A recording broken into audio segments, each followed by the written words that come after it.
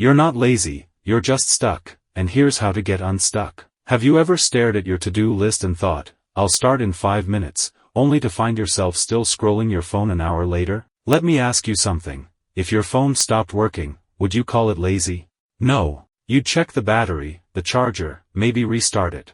But when we stop working, we call ourselves lazy. Why? Let's flip the script. You're not lazy, you're human. And what you're dealing with isn't a flaw, it's a pattern. A beatable one. Let's break it down. Part 1, the myth of laziness. We throw the word lazy around like confetti. I'm too lazy to cook. I'm too lazy to study. But laziness isn't the real issue. It's just a label we slap on something deeper. Most of the time, what we call laziness is actually one of 3 things. 1. Fear of discomfort. Starting something hard, like writing, exercising, or cleaning, feels uncomfortable. Your brain doesn't like discomfort. It wants pleasure. So it says, let's check Instagram instead. Not because you're lazy, but because your brain is trying to protect you from stress. 2. Feeling overwhelmed. Big goals like get fit or start a business are scary. They're huge. Your brain sees a mountain and says, nope, let's nap.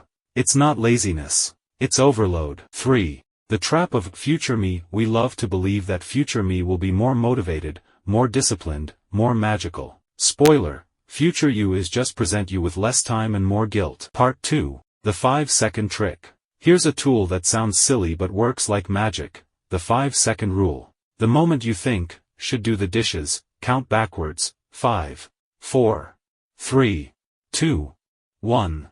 Go. Stand up. Move. Start. Why does this work? Because it interrupts your brain's habit loop.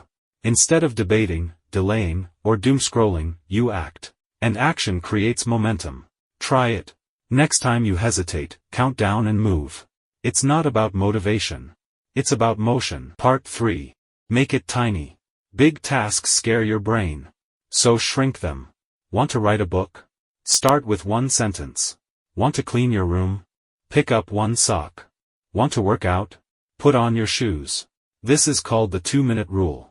If it takes less than 2 minutes, do it now. If it's a big task, break it into a 2-minute version. Small steps feel safe. And once you start, you often keep going. Part 4. Be kind to yourself. Here's the truth, beating yourself up doesn't help.